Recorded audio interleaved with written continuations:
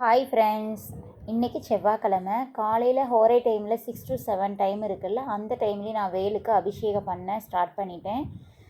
அந்த டைமில் நான் ஃபஸ்ட்டு பால், தண்ணி, அதுக்கப்புறம் விபூதி, மஞ்சள், குங்குமம், இது 5 பொருள் வச்சு நான் அபிஷேகம் பண்ணிட்டேன். இந்த மாதிரி தொடர்ந்து நம்ம வேலுக்கு அபிஷேகம் பண்ணிட்டு வரும்போது நம் குடும்பத்தில் நல்ல மாற்றம் நிகழும். அதே மாதிரி 21 நாட்கள் இந்த மாதிரி நீங்கள் செஞ்சுட்டு வந்தீங்க அப்படின்னா உங்களுக்கு ஏற்பட்டிருக்கும் எந்த ஒரு பிரச்சனையாக இருந்தாலும் கண்டிப்பாக அது தீர்றதுக்கான வழி பிறக்கும். தொழில், வியாபாரம், இன்னும் பல எந்த மாதிரி இடத்துல இருந்தாலும் எதிரிகளால் ஏற்படும் தொல்லை இது எல்லாமே நீங்கும்.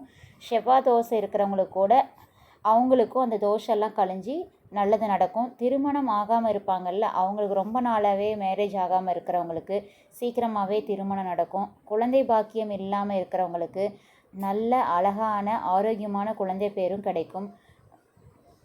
அதே மாதிரி இந்த வேல் அபிஷேகம் பண்ணும்போது பக்கத்துலேயே நம்ம வெத்தலை தீபமும் ஏற்றிட்டு வந்தால் ரொம்ப சிறப்பு.